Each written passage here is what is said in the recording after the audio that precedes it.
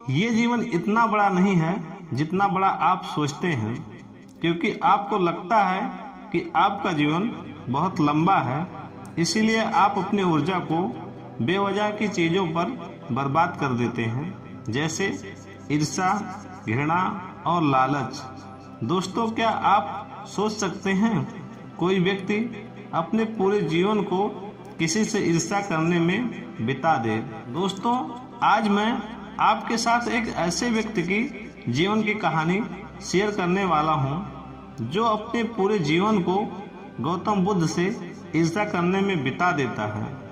दोस्तों, वो व्यक्ति बुद्ध का शिष्य भी बना और रिश्ते में वो बुद्ध का चचेरा भाई भी था, और उसने बुद्ध के साथ ज्यादा समय भी बिताया था, लेकिन फिर भी उनका जीवन रूपांतरित नहीं हुआ। जानते हो क्यों? क्योंकि उसने अपने भीतर कड़वाहट के बीज बोकर रखे हुए थे, और उस व्यक्ति का नाम देवदत्त था। दोस्तों, देवदत्त ने बुद्ध को मारने की बहुत बार कोशिश करी, लेकिन वो हर बार असफल रहा। एक बार देवदत्त ये सोचता है कि वो राजा अजातशत्रु की सेना को लेकर बुद्ध को और उनके शिष्यों को समाप्त कर देगा। देवदत्त राजा के पास जाता है और उनसे कहता है, राजन, आप मुझे अपनी सेना दीजिए और मैं आपकी सेना की मदद से उस बुद्ध और उसके संघ को समाप्त कर दूंगा। लेकिन इस बार भी देवदत्त असफल हो जाता है, क्योंकि तब तक राजा अजातशत्रु भी गौतम का अनुयायी बन चुका था। राजा देवदत्त से कहता है कि बुद्ध को मारना तो दूर की बात है, अगर उनको छोटी सी खरोच भी आई तो मुझसे बुरा कोई नहीं होगा।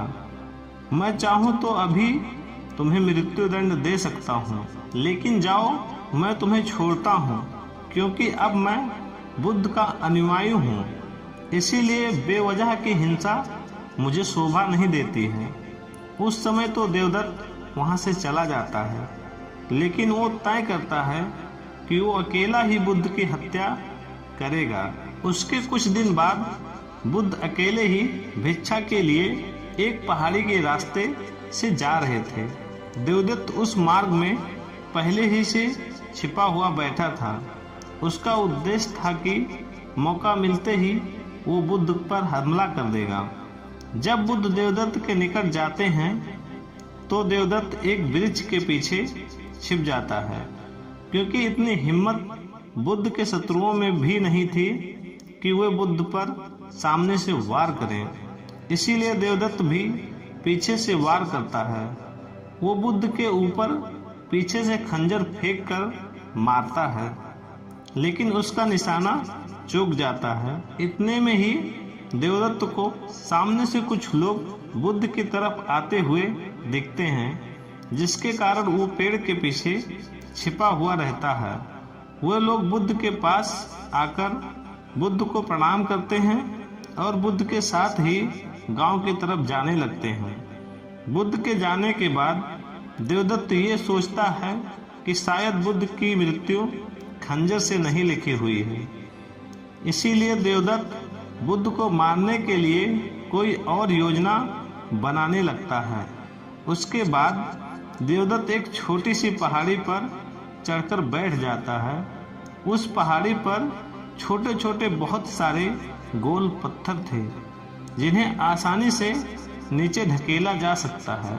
उन पत्थरों का आकार कुछ ऐसा था कि अगर किसी के सर पर गिर जाए तो उसकी मृत्यु निश्चित थी।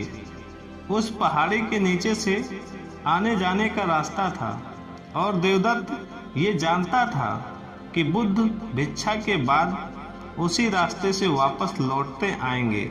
इसीलिए देवदत्त वहीं पर छिपकर बुद्ध के आने की प्रतीक्षा करने लगता है।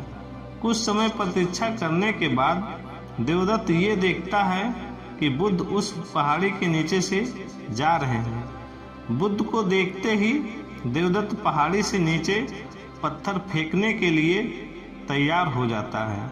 जैसे ही बुद्ध उस पहाड़ी के नीचे से जाने लगते हैं, देवदत्त ऊपर से पत्थर ढकेलना शुरू कर देता है।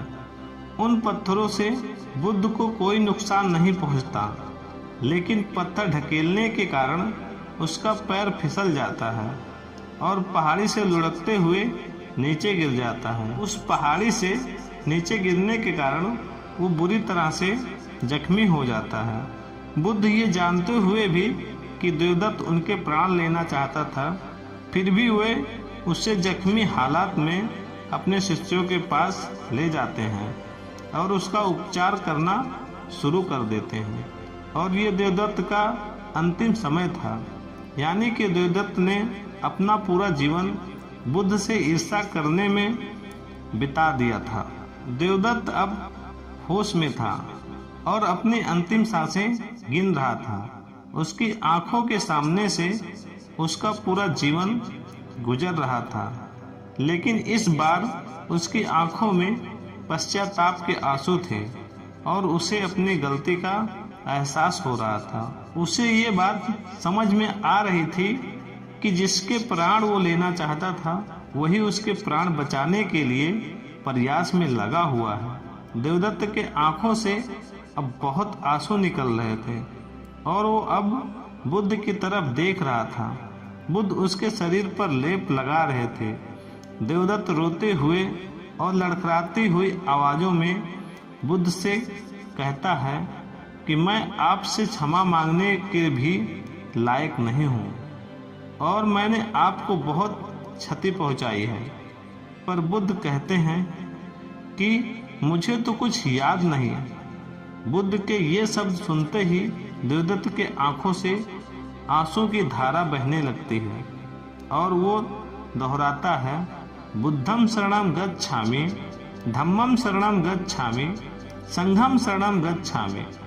दोस्तों, बुद्ध कहते हैं बुद्ध, संघ और धर्म हर मनुष्य के अंदर है और स्वयं को जगाने की क्षमता बुद्ध है। जागने के बाद हम जिस पथ पर चलते हैं वो हमारा धर्म है और स्वयं के मन को एकांतरित करना यानी उसे केंद्रित करना संघ है। ये तीनों रत्न सभी लोगों के अंदर में है। उसके कुछ क्षण बाद देवदत्त ने अपना शरीर त्याग दिया। दोस्तों, मैं आपसे पूछना चाहता हूँ कि देवदत्त ने जैसा जीवन जिया क्या वह जीने लायक था? क्या नर्क किसी और जगह का नाम है? दोस्तों, वो अपना पूरा जीवन ईर्ष्या की आग में जला और अंत में उसे अपने गलती का एहसास हुआ। इस बात को सोचना जरूरी है कि क्या गलती का एहसास करने के लिए मृत्यु आवश्यक है और क्या मृत्यु आने पर ही हमें ये एहसास होगा कि ईर्ष्या, घृणा और लालच ये सभी चीजें व्यर्थ हैं? क्या उनसे पहले हम इस जीवन को सुंदर नहीं बना सकते और इसे जीने योग्य नहीं बना सकते?